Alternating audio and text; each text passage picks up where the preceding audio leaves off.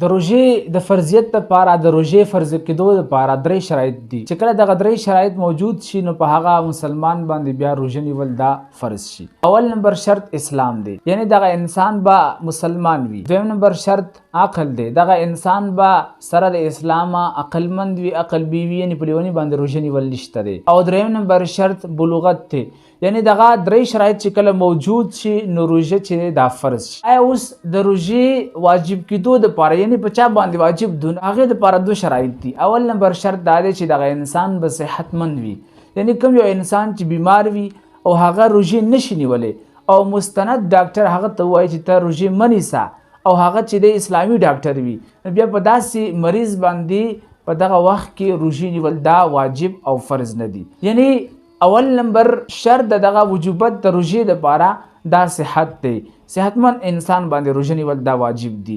او دویم نمبر شرط مقیم والی دی، یعنی یو انسان چې دی هغه صحتمند وي او د سره سره دغه انسان به مقیم وي. مقیم مطلب دی چې دی به مسافر نه وي، نو په داسې انسان باندې بیا روژې نیول دا فرض دي.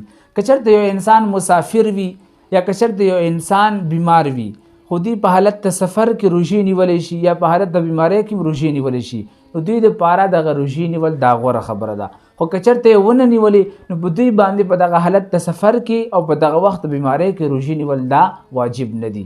دوی دغه روژې پرېښودی شي، په دې کې څه ګناه او حرج نشته دی. او هغه ښځه چې د کمې ښځې نفاس بیماري وي، نفاس هغه بیماری چې ماشوم پیدا شي هغې نه وروسته چې کومه بیماري د زنانه جاري وي دې ته نفاس بیماري ویلی شي.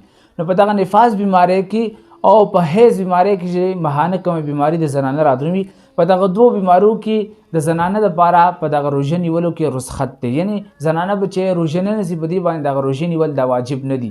او دوی به چې نسیم نه کله چې دغه روژې وخوري د دې روژو قضا چې دی بیا په بعد میاشتو کې چې کومې میاشتې په هغې کې راوړي او د دې قضا بیا په هغې میاشتو کې راوړل په دوی باندې دا لازم دي.